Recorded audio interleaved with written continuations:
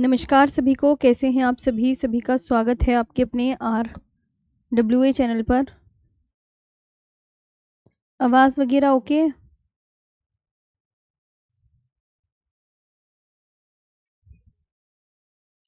जी,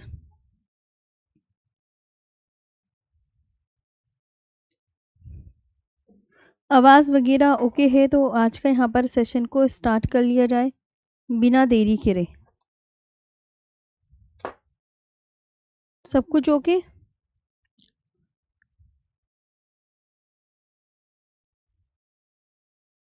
okay,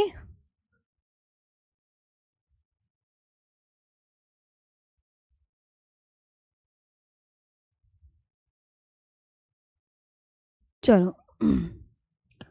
तो हम पढ़ने जा रहे हैं उत्तर भारत का विशाल मैदान, जिसमें मैंने आपको बहुत कुछ पढ़ा दिया था। चौड़ाई वगैरह सब मैंने, मुझे लगता है, लिखवाई दी थी मैंने। हम्म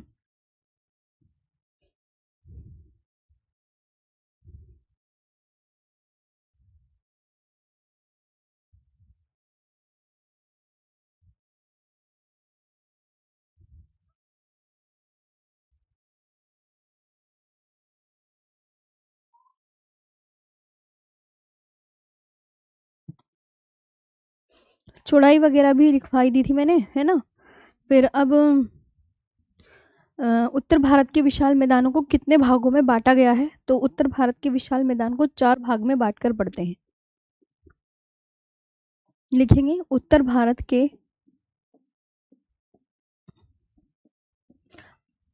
विशाल मैदान को विशाल मैदान को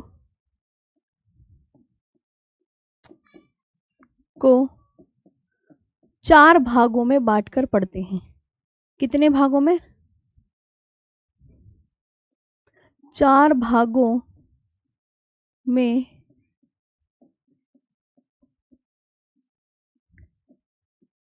बांटकर पढ़ते हैं, है ना।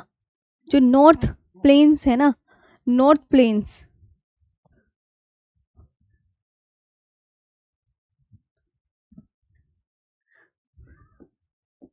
Divided into 4 parts. कौन कौन से? तो आप इनका वो बताएंगे कौन कौन से भागों में बांटकर पढ़ते हैं। 1, 2, 3 और 4। तो आप क्या क्या बोलोगे? एक तो है भाबर, फिर एक है तराई, फिर एक है बांगर, फिर एक है खादर। ये आपको ध्यान रखना है। भाबर, तराई, फिर है बांगर,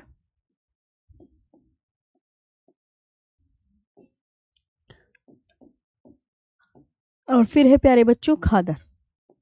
ओके, ये ध्यान रखना, इतने भागों में बांटकर पढ़ते हैं। अब हम इनको एक एक करके लिखेंगे। भाबर में क्या होता है? तो अब भाबर के बारे में मैं आपको पूरा एक्सप्लेन कर दिए, है ना।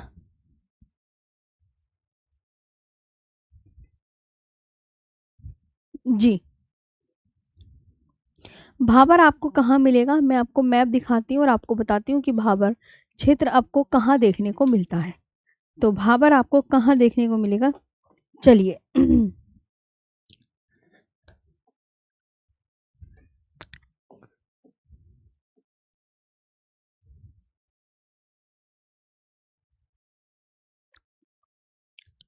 ये देखो, ये दिख रहा है आपको? ये हिमालय की श्रेणी है ये, और ये क्या लिखा हुआ है? खुद देखो अपना भाबर। ये क्या लिखा है? तराई। ये क्या लिखा है? बांगर। और ये क्या लिखा है? खादर। तो हम यहाँ पर ध्यान से सुनेंगे। जो हिमालय के दक्षिण में क्या मिलेगा? भाबर। अब भाबर आपको पता है क्या है? भाबर में पथरीला एरिया है। भाबर कैसा एरिया है बच्चों? पथरीला एरिया। भाबर आप यहाँ पर भी देख सकते हैं कि भाबर बहुत पथरीला एरिया है, यहाँ पत्थर पत्थर पड़े हुए हैं, और पथरीला एरिया होने की वजह से यहाँ पर क्या है, पेड़ पौधे नहीं मिलेंगे, बहुत कम मात्रा में पेड़ पौधे मिलेंगे। और जब पथरीला एरिया है तो ये खेती के लिए भी उपयुक्त नहीं होगी ये जगह। और यहाँ पर नदियाँ जो है पत्थर के नीचे से बह रही हैं, तो यहाँ की नदियाँ हमें अदृश्यमान है, यहाँ नदियाँ नहीं दिखाई देती।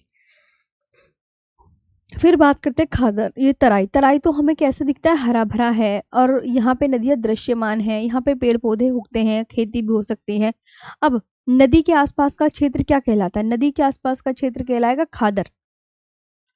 और नदी के दूसरा क्षेत्र जो कहलाएगा वो क्या कहलाएगा प्यारे बच्चों, बांगर कहलाएगा। ये भी आप बहुत अच्छे से ध्यान रखेंगे, ये भी आप बहुत अच्छे से ध्यान रखेंगे। ओके, हाँ।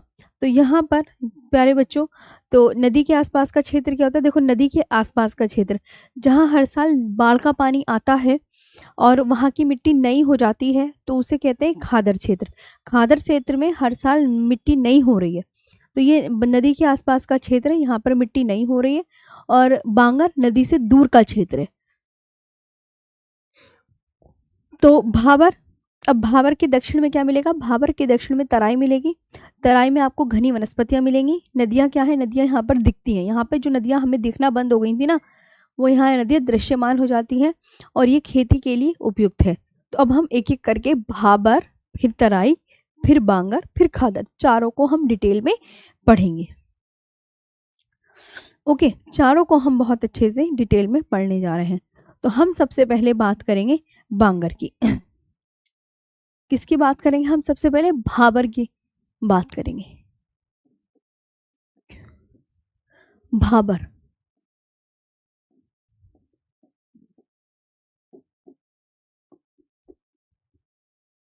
भाबर जो मिलेगा ये कहाँ मिलेगा, हिमालय की कौन सी, हिमालय की तीसरी श्रेणी का नाम क्या है, शिवालिक हिमालय। तो आप बोलोगे शिवालिक के दक्षिण में स्थित है, ये शिवालिक के दक्षिण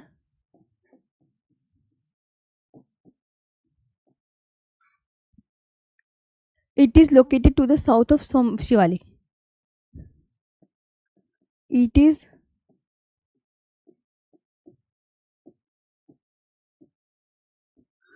is located to the south of Shivalik.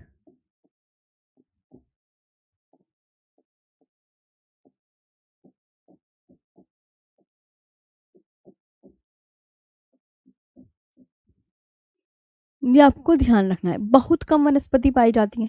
भैया क्यों क्यों क्यों बहुत कम वनस्पति पाई जा रही है, क्या देखा आपने वहां पर, जब मैप देखा आपने तो आपने देखा पत्थर ही पत्थर पड़े हुए थे, क्या पड़े हुए थे, पत्थर ही पत्थर। तो बहुत कम वनस्पति तो इसलिए पाई जाएगी ना, बहुत कम वनस्पति पाई जाती है। क्या पाई जाती है, बहुत कम वनस्पति पाई जाती है। Very little vegetation is found.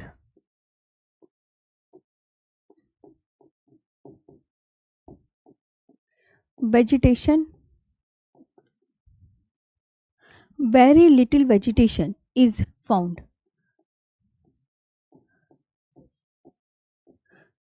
ठीक है, very little vegetation is found। इसकी जो चौड़ाई है, 8 का टेबल आता है आपको,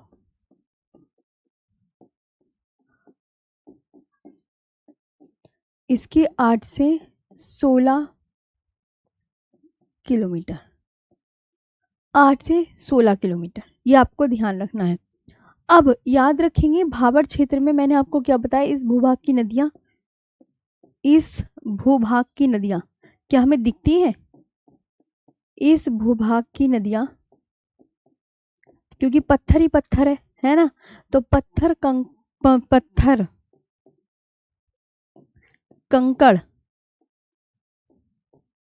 पत्थर कंकड़ व के पत्थर कंकड़ व वो पथरी के नीचे से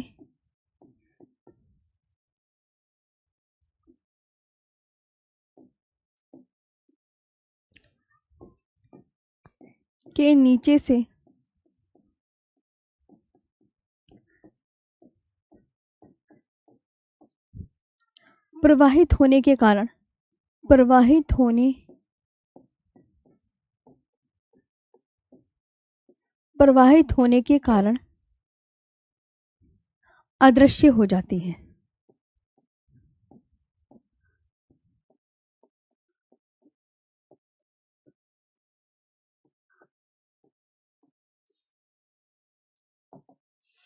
अदृश्य हो जाती हैं, ये आपको ध्यान रखना। तो आप क्या बोलोगे? The river of this area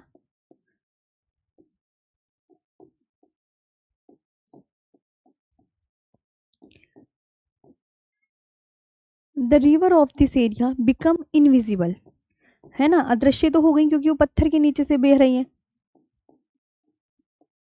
कहाँ से बह रही हैं? ध्यान रखेंगे कि पत्थरों के नीचे से, मैम आपने बताया तो, invisible because they flow under, because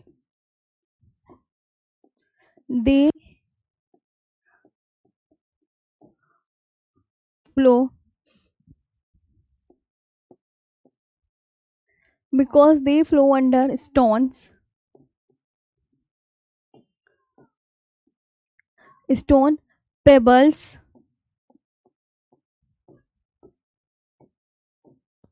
pebbles, gravel and stones।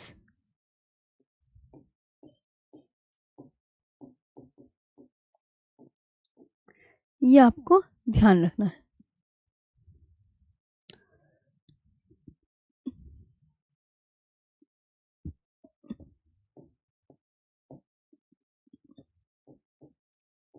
ये आपको ध्यान रखना है। स्टोन्स, ठीक।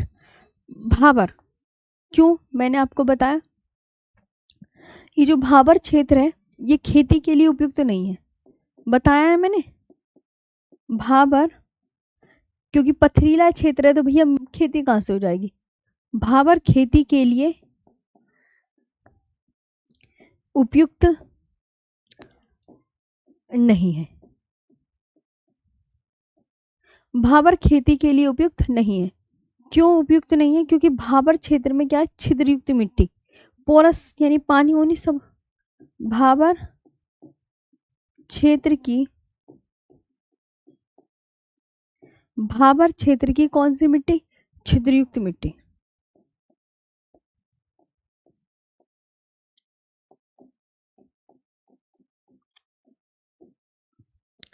ये आपको ध्यान रखना है।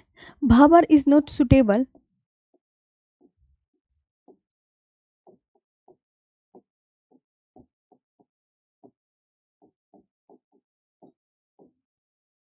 Bhabar is not suitable for agriculture,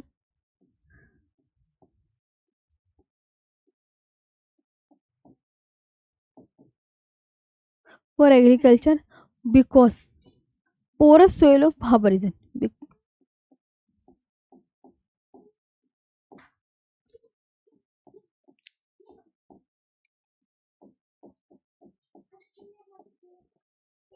porous, ठीक है, porous soil of Bhabar region।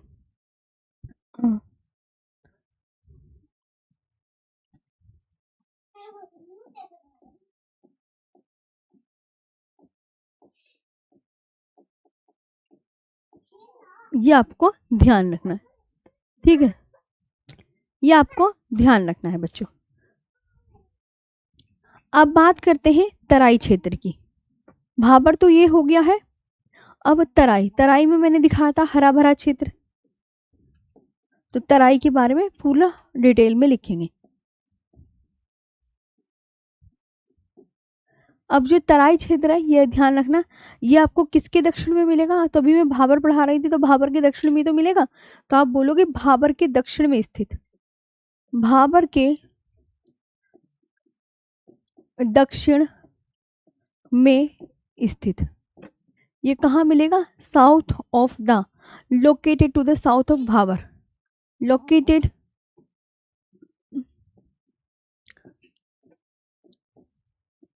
To the south of Bhabar. Okay, ये ध्यान रखना। और यहाँ की जो भूमि है भाबर तराई क्षेत्र की, भूमि नम और दलदली है। यहाँ तराई क्षेत्र की भूमि, भूमि नम और दलदली।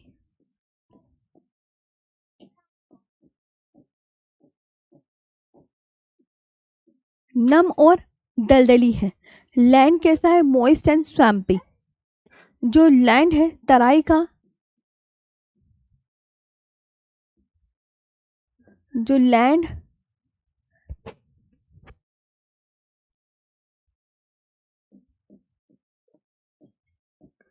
तराई का जो लैंड है वो ध्यान रखेंगे मॉइस्ट एंड स्वैम्पी है। मॉइस्ट एंड स्वैम्पी कैसा है? आपको ध्यान रखना है स्वैम्पी है, स्वैम्पी, ठीक है। Moist and swampy. घनी, अब यहाँ पर देखो हरियाली है, तुम्हें पता है मैंने मैप में दिखाया था। तो आपको क्या मिलेंगी? घनी वनस्पतियां पाई जाती हैं तराई क्षेत्र में। क्या मिलेंगी? घनी वनस्पतियां पाई जाती हैं। कैसी मिलेगी?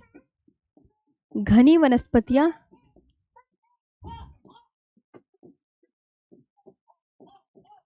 घनी वनस्पतियां पाई जाती हैं। तो आप बोलोगे रिच वेजिटेशन इज फाउंड।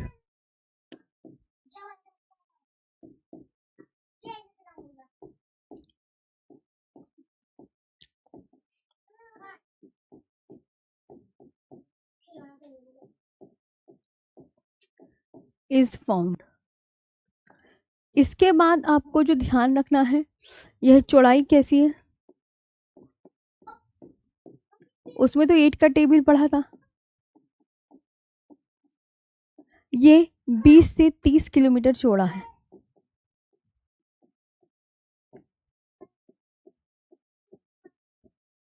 ये इतना चौड़ा है, 20 से 30 किलोमीटर इसकी चौड़ाई है।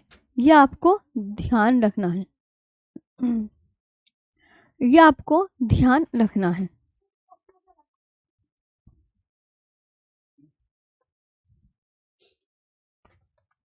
ओके, अब यहाँ पर ये ध्यान रखना है कि भाबर क्षेत्र में हमें नदियां दिख रही थी। भाबर क्षेत्र में जो नदियां अदृश्यमान हो जाती हैं, भाबर क्षेत्र में जो नदियां अदृश्यमान हो जाती हैं,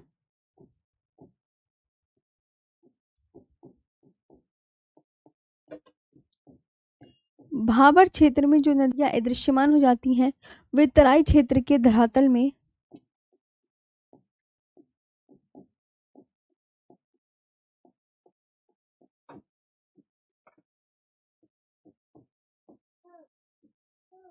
वे तराई क्षेत्र के धरातल में पुनः दृश्यमान हो जाती है।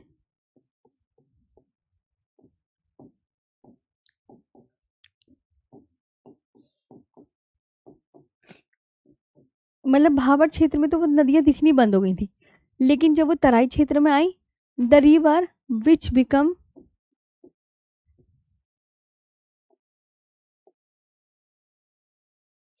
which become invisible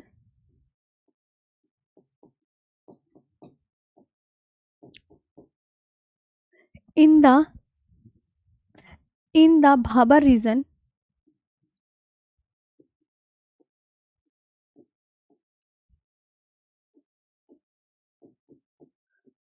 in the Bhabar region become visible। अब वो दिखने लगी हैं। भाबर क्षेत्र में तो वो क्या हो गई थी? इनविजिबल। लेकिन वो तराई क्षेत्र में आते ही हमें दिखने लग जाती है visible again.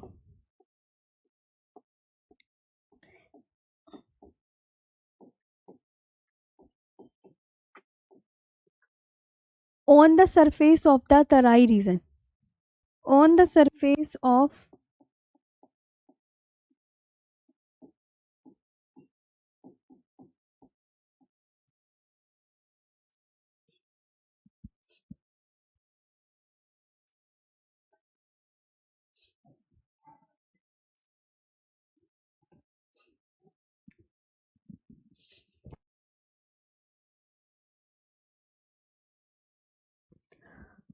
On the surface of Terai region, ठीक है, on the surface of Terai region, ठीक है, ये आपको ध्यान रखना है।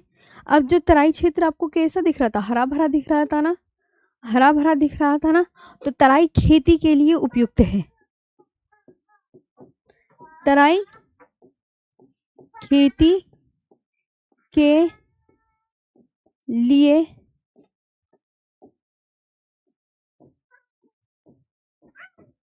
उपयुक्त, Terai, Terai is suitable for, Terai is suitable for farming,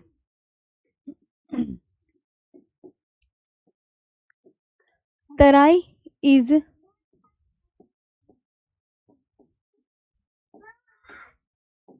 suitable for,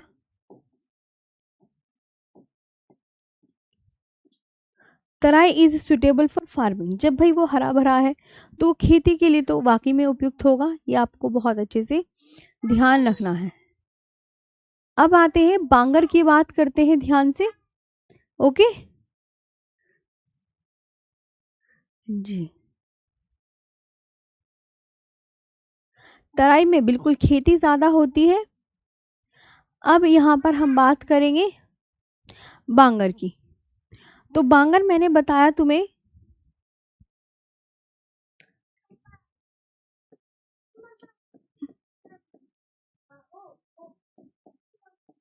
बांगर,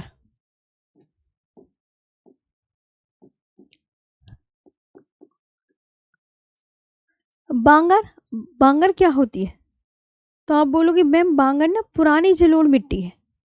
मैंने बताया ना बांगर वो क्षेत्र है जहाँ नदियों का पानी पहुंचता ही नहीं है या बाढ़ का पानी नहीं पहुंचता, तो बांगर, बांगर पुरानी जलोढ़ मिट्टी है, क्या है, पुरानी जलोढ़ मिट्टी है। यहाँ पर बाढ़ का पानी नहीं पहुंचता है, यहाँ पर बाढ़ आती नहीं, ये थोड़ा ऊपर ही क्षेत्र है, यहाँ पर बाढ़ का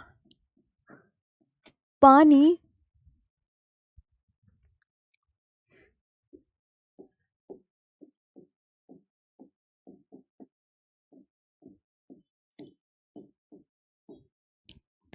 नहीं पहुंचता है, okay. Bangar is old alluvial soil,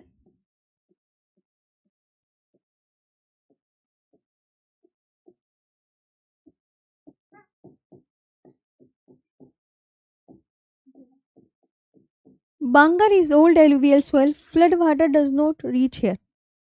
Flood water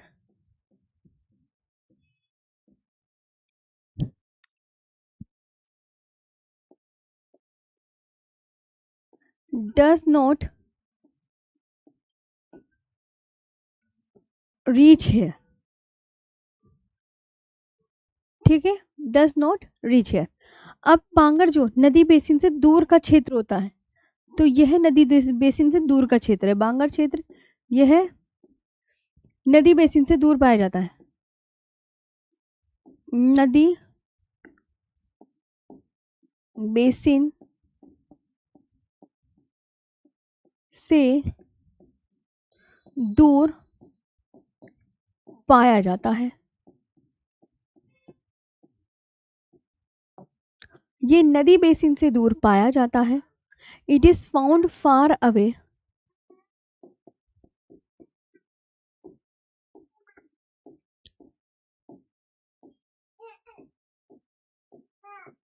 it is found far away from the river basin,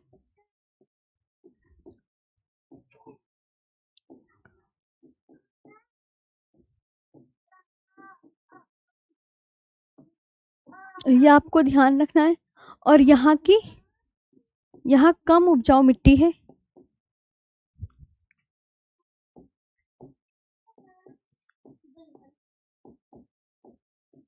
यहाँ कैसी मिट्टी, कम उपजाऊ मिट्टी, क्योंकि भैया यहाँ पे जब हर साल बाढ़ का पानी नहीं आता तो मिट्टी नहीं होती, तो यह कम उपजाऊ मिट्टी, यह खादर की तुलना में कम उपजाऊ है, अतः यह खादर की तुलना में, खादर की बहुत अच्छी मिट्टी है, बहुत खेती के लिए उपयुक्त है, अतः ये खादर की की तुलना में कम उपजाऊ मिट्टी है।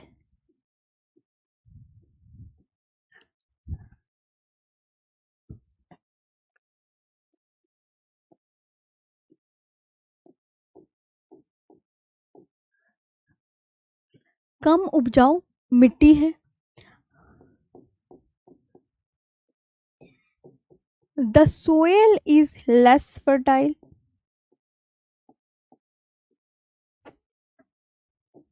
The soil is less fertile. It is less fertile than the Khadar soil, है ना? And it is less fertile.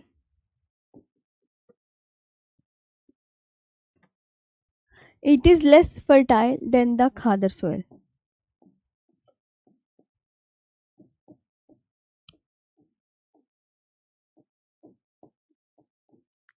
Then the Khadar soil. अब ये तो है, आपको मैंने बताया बांगर कम उपजाऊ मिट्टी है, तो क्यों क्यों खेती के लिए उपयुक्त होगा? तो भैया जब कम उपजाऊ मिट्टी है तो खेती थोड़ी होगी, तो आप बोलोगे मैम इसमें भी खेती नहीं होगी, यूरिया वूरिया डाल के तो खेती कर लेंगे, अदरवाइज नहीं होगी। खेती के लिए उपयुक्त नहीं है। खेती के लिए यह जो क्षेत्र है, यह खेती के लिए उपयुक्त नहीं है। यह खेती के लिए उपयुक्त नहीं है और यहाँ पर चूने की गांठ मौजूद होती है, और यहाँ पर चूने की गांठ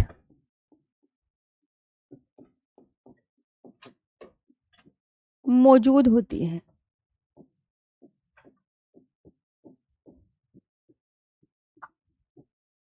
और यहाँ पर क्या होती है? चूने की गांठ, इस वजह से। तो this land is not suitable,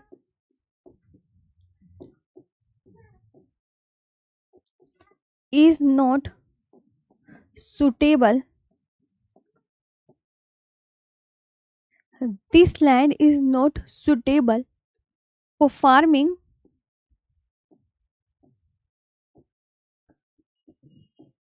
खेती के लिए मतलब उपयुक्त नहीं।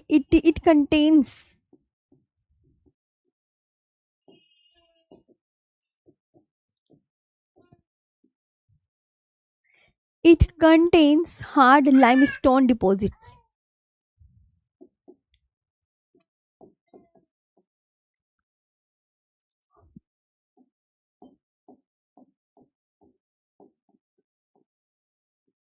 Limestone deposits. ओके, अब यहाँ पर हम आगे बात करेंगे खादर की। खादर तो तुम्हें पता है नदी के आसपास का ही क्षेत्र है।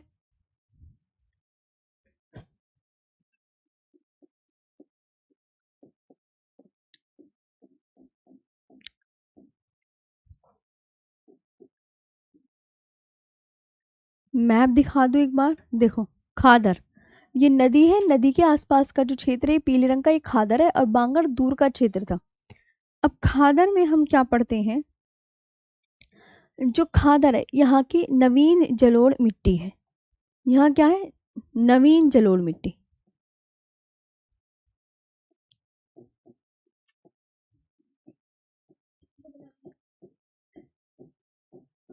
यहाँ की कैसी है? नवीन जलोढ़ मिट्टी। It is new alluvial soil है, it is new alluvial soil. Okay, याद रखना है। अच्छा,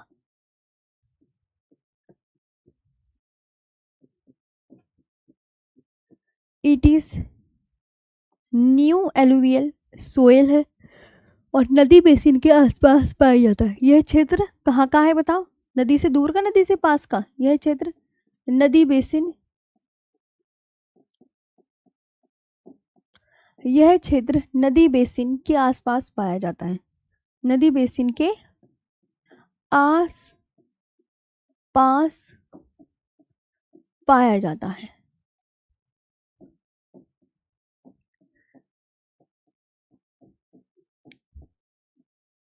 यह क्षेत्र नदी बेसिन के आसपास पाया जाता है। It is found around the river basins.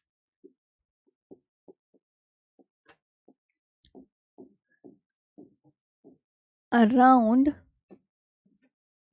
The river basins.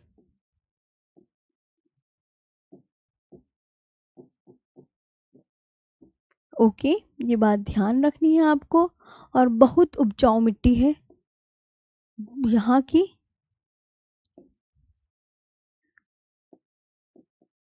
भाई नदी के आसपास का क्षेत्र है तो बहुत उपजाऊ मिट्टी तो होगी। बहुत उपजाऊ मिट्टी। It is very fertile soil.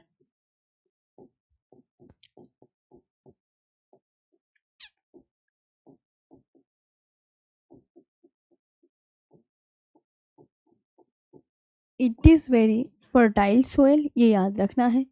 और खेती तो यहाँ पे होगी ही होगी, जब फर्टाइल है तो खेती के लिए उपयुक्त।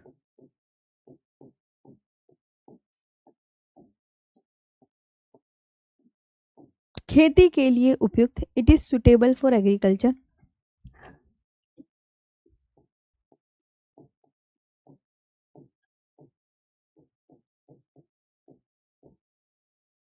It is suitable for agriculture.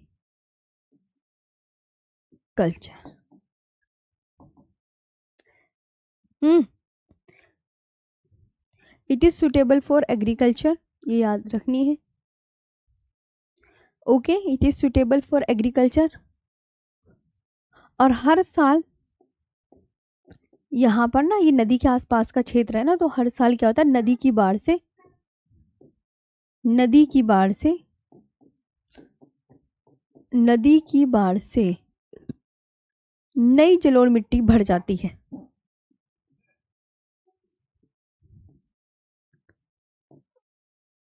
नई जलोढ़ मिट्टी भर जाती है। नई जलोढ़ मिट्टी भर जाती है जो अत्यधिक उपजाऊ होती है।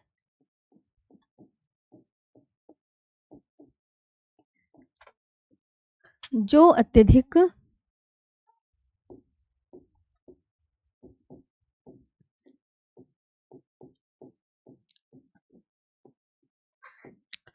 उपजाऊ होती है। Okay, every year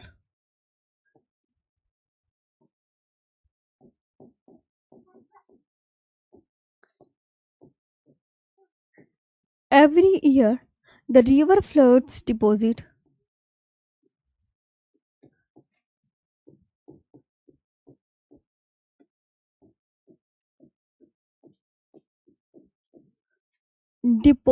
new layer of fertile new layer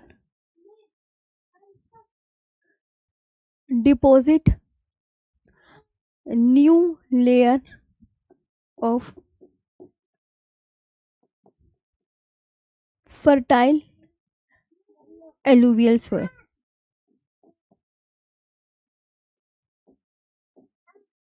ये आपको ध्यान रखना है।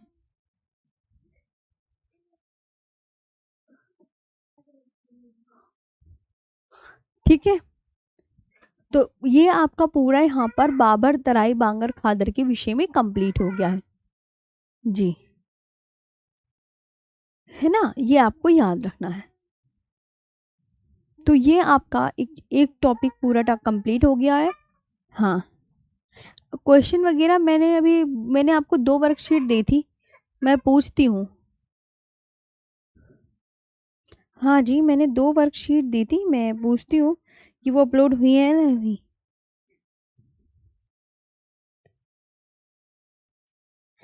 ठीक है।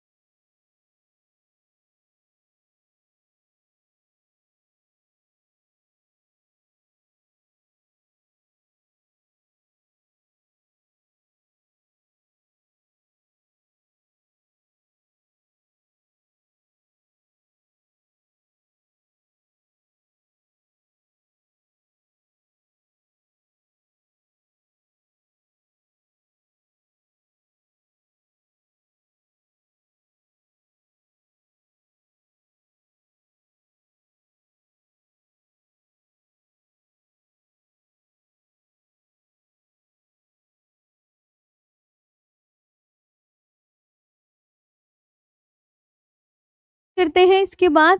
खादर तक हो गया। अब आपका एक न्यू टॉपिक स्टार्ट होगा। ये तो मैंने आपको पूरा अच्छे से करवा दिया है, ये बात ध्यान रखें आप सभी। ओके। हाँ जी बच्चों,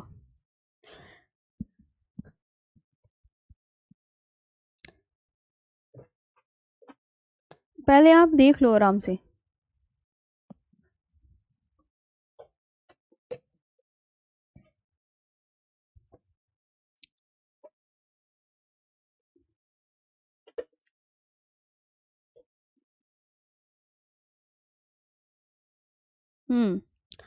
अब ये तो हो गया, अब आता है उसका बारे में।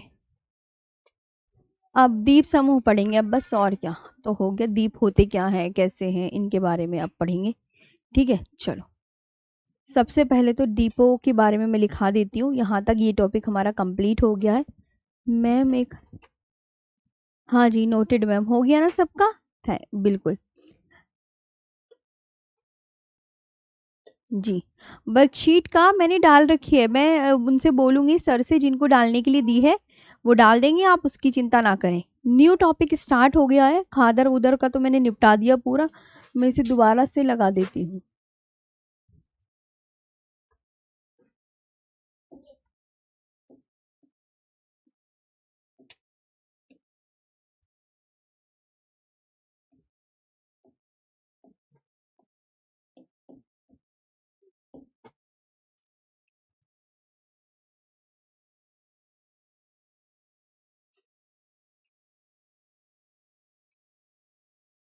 ठीक है, अभी ने हमने 4 बांटों में बांट के पढ़ लिया था।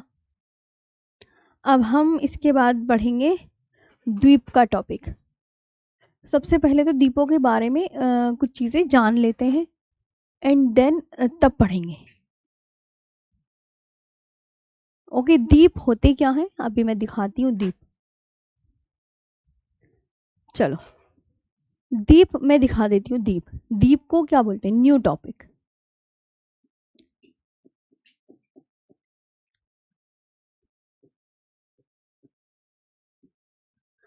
आइलैंड।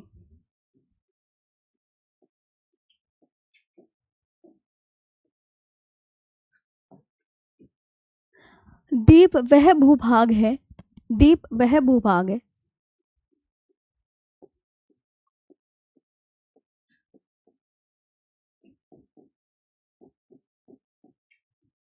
वह भूभाग है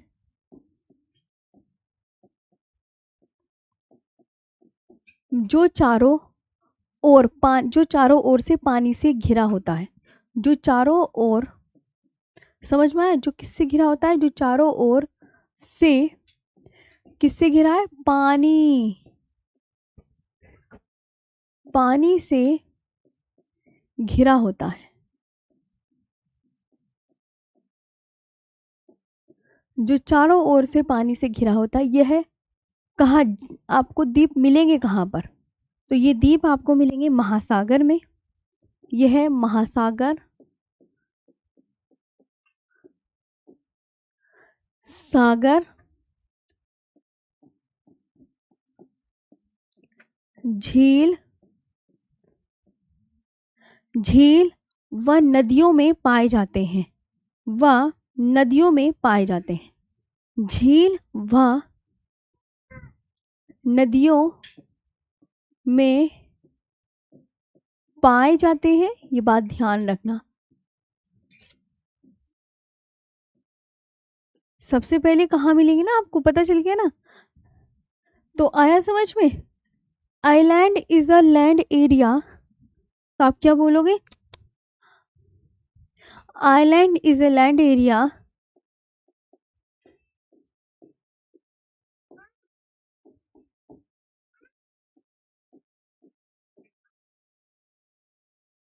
island is a land area which is surrounded by water,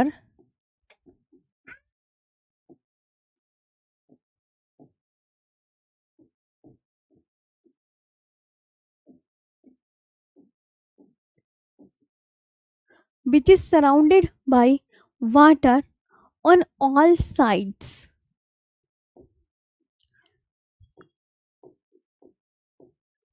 on all sides, It is found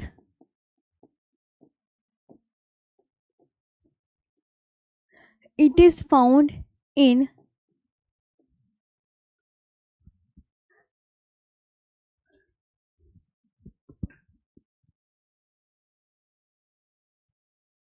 it is found in oceans,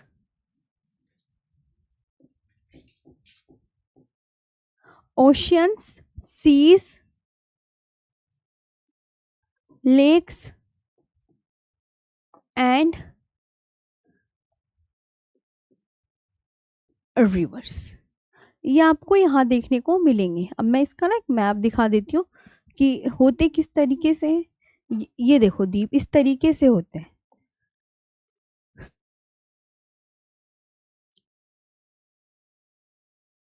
देख लो द्वीप किस तरीके से होते हैं। तो कुछ इस तरीके से द्वीप होते हैं आपके। हाँ ये देखो, मैंने इसकी डेफिनेशन क्या लिखवाई थी, मैंने आपको इसकी डेफिनेशन लिखवाई थी कि जो द्वीप होते हैं वह भूभाग है। ये द्वीप है ग्रीन कलर का, मतलब पानी के बीचों बीच किसी धरती का जो स्थल भाग है वो ऊपर उठाता है, ऊपर उठ गया। तो चारों ओर पानी है, पानी के ऊपर धरती का कुछ हिस्सा ऊपर उठ जाता है, उसे क्या कहते हैं, द्वीप कहते हैं। और जो चारों ओर से देखो, चारों ओर से पानी से घिरा है, यह कहाँ मिलेगा, ये महासागरों में, सागर में, झील में, वे नदियों में पाए जाते हैं। रमाकांत यादव कह रहे हैं मैम बेसिन क्या होता है। बेसिन होता है नदी के आसपास का क्षेत्र। जी, नदी के आसपास का क्षेत्र, नदी के आसपास के क्षेत्र भी। क्वेश्चंस मैंने आपको क्वेश्चंस की पीडीएफ अपलोड करने को दी है सर को, तो मैं इसकी पीडीएफ अपलोड करवा दूंगी बोलकर उनसे तुरंत ही।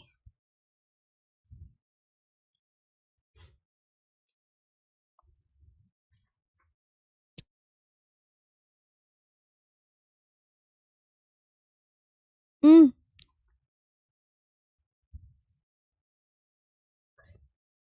हम्म।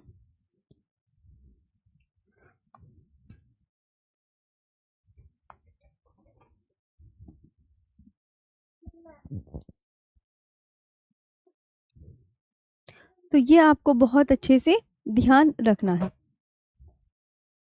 ओके जी।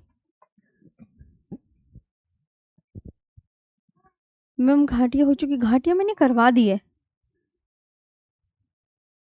हाँ जी योगेश मेरे प्यारे भाई, आपको बहुत अच्छे से पढ़ना है, मन लगा के पढ़ना है, जैसे जैसे मैं आपको पढ़ाती हूँ।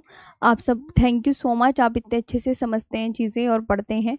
बस मैं यही उम्मीद करती हूँ आप ऐसे ही पढ़ो। ओके जी जी, हाँ तक हो गया ना सबका, ही बताओ आप सभी। चलो हो चुकी।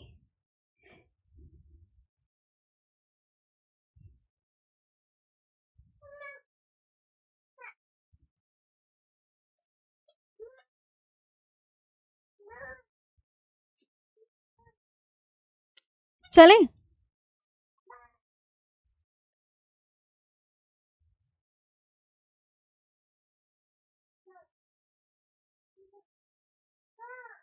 इसके बाद ना मैं अंडमान निकोबार का मैप कराऊंगी, लेकिन अब वो 5 मिनट में तो होने का नहीं, उसमें ना टाइम लग जाएगा। तो अब हमने कल को करना है ये वाला काम, ठीक है। हाँ वो इतनी जल्दी नहीं हो पाएगा, इसीलिए मैं कह रही हूँ, ठीक है। अगर हो जाता तो मैं करा देती।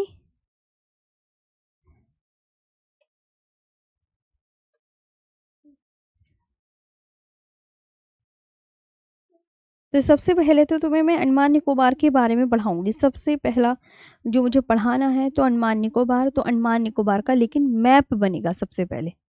तो मैप बनाने में तुम्हें पता है टाइम लग जाएगा, अब इतनी जल्दी तो बनेगा नहीं, पूरा अंडमान निकोबार का मैप बनेगा। और मैं आपको एक बात बता दूं, आप ना अंडमान निकोबार का इतना ये देख लो, ये मैप तो ये आधा मैप है। देखो यहाँ पे टरोसा, बोनपोका, कटचल, ननकोबरी, लिटिल निकोबार, ग्रेट निकोबार, ये अंडमान निकोबार में पढ़ते हैं, ये बात ध्यान रखना है ना। मन लगा के पढ़ना है, अच्छे से पढ़ना है।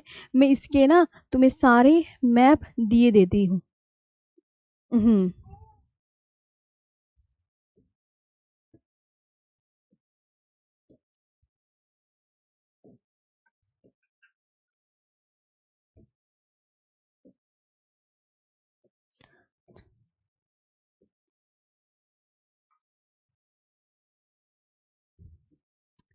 चले बच्चे, क्योंकि मैप बनाने में तो टाइम लगेगा ना, इतनी जल्दी थोड़ी बन जाएगा।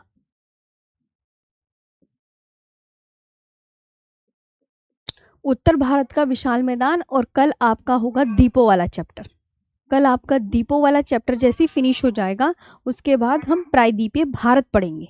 उसके बाद हम क्या पढ़ेंगे? प्रायद्वीपीय भारत, है ना? हाँ, प्रायद्वीपीय भारत। तो कल हम 2 टॉपिक साथ में लेके कवर करेंगे। एक तो ये डीप तो हम कल की क्लास में देखते हैं अगर हो जाए तो, है ना? फिर हम प्रायद्वीपीय भारत।